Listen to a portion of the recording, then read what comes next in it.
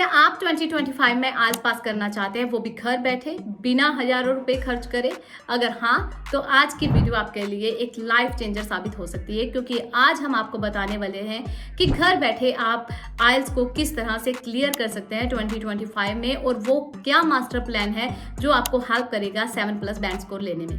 सो आज की वीडियो में हम डिस्कस करेंगे सही स्ट्रेटेजीज, फ्री रिसोर्सेज, सही स्ट्रेटेजीज, टिप्स और एक ऐसा टाइम टेबल जो आपका ड्रीम बैंड स्कोर यानी कि 7+ आपको दिलाने में हेल्प करेगा। सो वीडियो को एंड तक जरूर देखिएगा, और अगर आपने अभी तक चैनल को सब्सक्राइब नहीं किया देन प्लीज पहले चैनल को सब्सक्राइब कर ले और आने वाली वीडियोस के नोटिफिकेशन के लिए बेल आइकन को प्रेस कर लें। सो चलिए वीडियो को करते हैं स्टार्ट। सबसे पहले बेसिक इंफॉर्मेशन कि आइल्स है क्या और 2025 में ऐसा क्या नया है जो हमें खास ध्यान में रखना है। आइल्स आप सबको पता है कि एक international language English language testing system है। एक ऐसा टेस्ट है जहां पर आपकी इंग्लिश की लेवल को चेक किया जाता है, चाहे वो लिसनिंग हो, रीडिंग हो, राइटिंग या स्पीकिंग। ये 4 मॉड्यूल इसमें होते हैं, ये सबको पता है। बट ये काम क्या करता है, क्यों ये इतना इंपॉर्टेंट है? अगर आप चाहते हो कि आप अदर कंट्रीज में जाकर स्टडी करना चाहते हो, चाहे वो कनाडा है, यूके है, यूएस है, ऑस्ट्रेलिया है, न्यूजीलैंड है, वहां पर आपको अगर स्टडी करनी है या पीआर लेनी है तो आपके लिए ये टेस्ट बहुत जरूरी है। 2025 में ऐसा क्या नया है कि जो आपको ध्यान में रखना है? सबसे पहले कुछ सेंटर्स ने जो है एआई स्पीकिंग टेस्ट लेने स्टार्ट कर दिए हैं, जिससे जो स्टूडेंट है वो नर्वस फील करते हैं। सो इसके लिए आपको क्या करना है, आपको प्रैक्टिस की ज़रूरत है। और वो प्रैक्टिस के लिए आप क्या कर सकते हैं, आप किसी भी एआई प्लेटफॉर्म से जाकर अपनी प्रैक्टिस कर सकते हैं। आपको किसी पार्टनर की ज़रूरत यहाँ पर मुझे नहीं लगता कि ज़रूरत होगी, ठीक है। सो सेकेंड थिंग जो बहुत इंपॉर्टेंट है that is task response. Writing में टास्क रिस्पॉन्स पर ज़्यादा फोकस दिया जाता है और ये बहुत ज़रूरी भी है। आपको पता है कि मार्किंग के 4 क्राइटेरियाज हैं: task response, coherence and cohesion, lexical resources, grammatical range and accuracy. But yes, task response जो है मेन एलिमेंट है, यहाँ पर मैं बोलूँगी मेन मार्किंग क्राइटेरिया है, जिस पर अब ज़्यादा ध्यान दिया जाने लगा है, क्योंकि जर्नल के स्टूडेंट्स को ज़्यादातर दिक्कत आती है कि उनका राइटिंग में स्कोर 6.5 पर स्टक हो जाता है। सो अगर आप चाहते हैं कि आप 7 या 7+ बैंड स्कोर लें तो आपको अपना टास्क रिस्पॉन्स पर वर्कआउट करना पड़ेगा। उसके बाद मैं बात करूं तो रीडिंग के क्वेश्चंस में भी कुछ चेंजेस हमें देखने को मिले हैं पिछले कुछ साल में। अगर हम 2024 की बात करें और 2025 की, सो 25 में अब ज़्यादातर क्वेश्चन जो है वोकैबुलरी बेस्ड आने लगे हैं।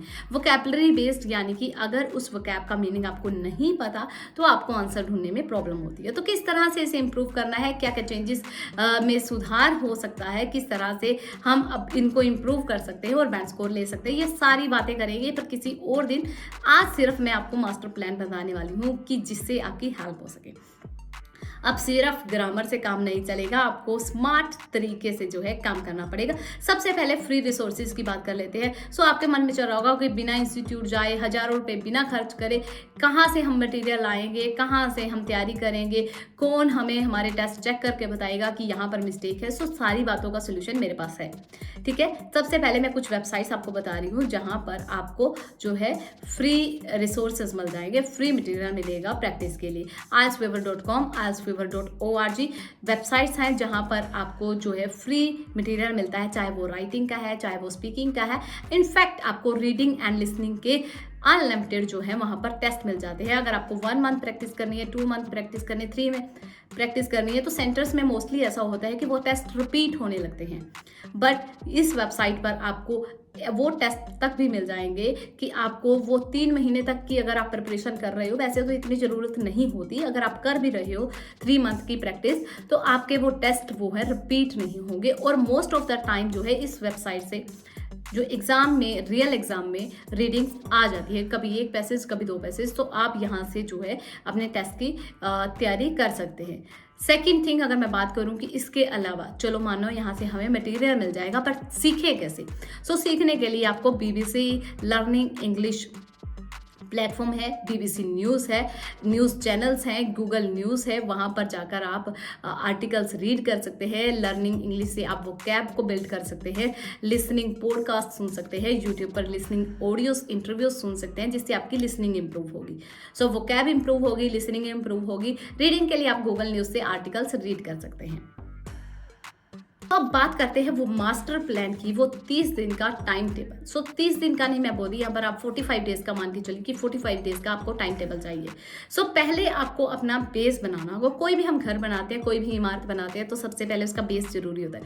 सो हमें रीड करने की, इंग्लिश रीड करने की या फिर इंग्लिश सुनने की आदत नहीं है, हमें खबरें सुनने की आदत नहीं है, वो भी इंग्लिश में, हमें इंग्लिश पॉडकास्ट की आदत नहीं है। तो सबसे पहले आपको अपनी आदत चेंज करनी होगी।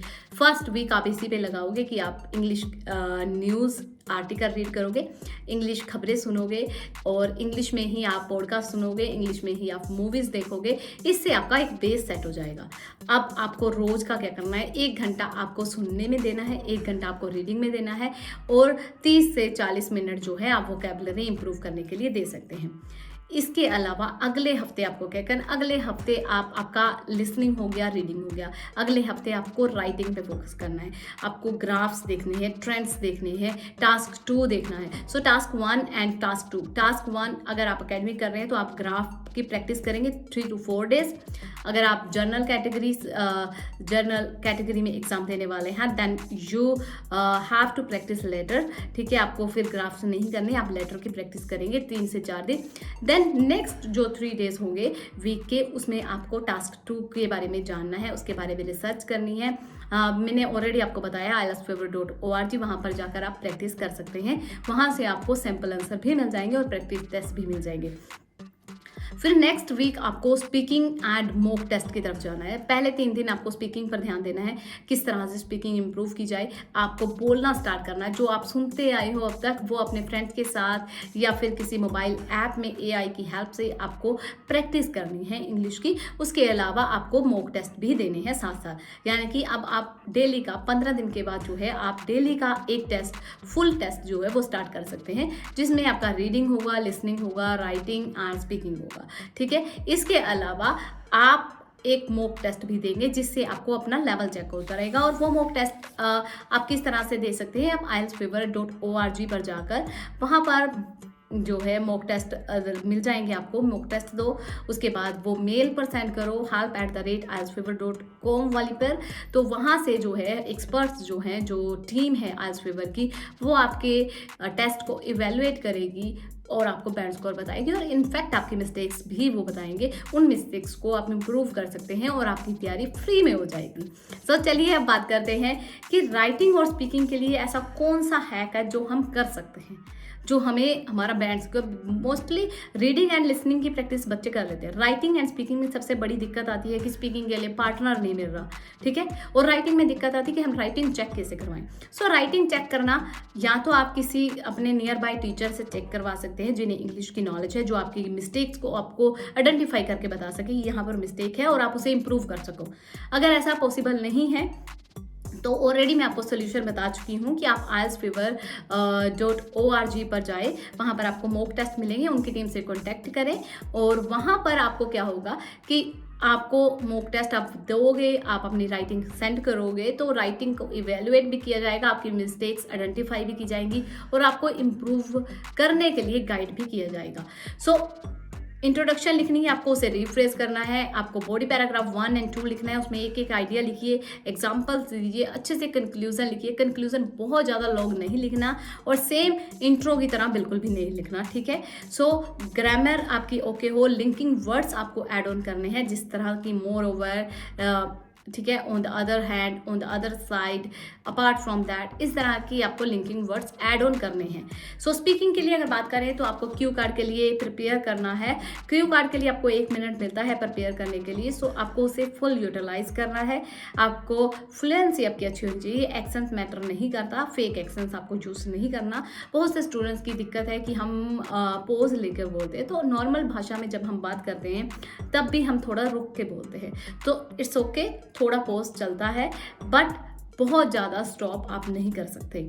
इसके लिए प्रैक्टिस के लिए आपको पार्टनर की ज़रूरत होगी। अगर आपको पार्टनर नहीं मिल रहा तो आप खुद की वॉइस जो है वो रिकॉर्ड कर सकते हैं, उसे सुन सकते हैं, क्योंकि जब हम खुद को दोबारा सुनते हैं तो हम कुछ ना कुछ इम्प्रूव करते हैं। इसके अलावा सबसे बड़ी मिस्टेक जो है वो स्टूडेंट करते हैं कि डेली की प्रैक्टिस तो कर रहे हैं बट आपको अब अपने अंदर क्या मिस्टेक्स आपने की उसको एनालाइज नहीं कर पा रहे।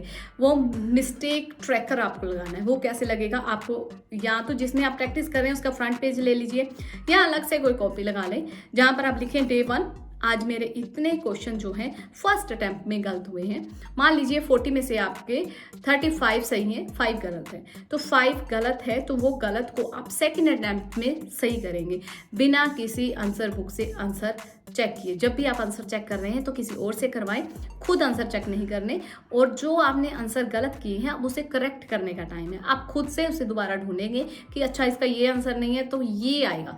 मोस्टली क्या होता है कि हमें ऑलरेडी पता होता है कि ये नहीं तो ये आंसर है, सिर्फ हम कंफ्यूजन में आंसर गलत लगाते हैं। तो यहाँ पर आपको वो क्लियर, आपका डाउट क्लियर हो जाएगा और नेक्स्ट रीडिंग में आप देखोगे कि इम्प्रूवमेंट आपको देखने को मिलेगी।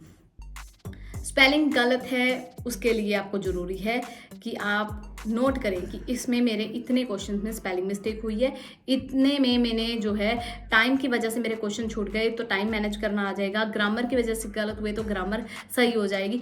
सबसे ज़रूरी है अपनी गलतियों को लिखना। अगर आप लिखते हो तो आप कुछ सीखते हो। आपको याद होगा कि जब हम छोटे थे तो अगर हम कोई गलती करते थे तो हमारी टीचर हमें कहती थी इसी एक सेंटेंस को आप 10 बार लिखे, 20 बार लिखे। क्यों? क्योंकि वो हमें याद हो जाती थी। सो सेम लाइक दैट, अगर आप एक बार गलत कर रहे हैं क्वेश्चन तो उसे सही करना भी आपके हाथ में। एक बार नहीं सही हो रहा 2 बार में हो जाएगा, 2 बार में नहीं सही होगा तो वो आप 3 टाइम करिए, 4 टाइम करिए, बट वो सही क्वेश्चन आपको खुद से करना है बिना आंसर किसी और से पूछे। और फर्स्ट अटैम्प्ट में सही होगा, सेकंड अटैम्प्ट में सही होगा या थर्ड अटैम्प्ट में, ये आपको बहुत टाइम नहीं लगेगा। 1-2 दिन आपको प्रॉब्लम आएगी कि ये इतना लंबा टाइम प्रोसेस है, बट यकीन मानिए बाद में ये सही हो जाएगा।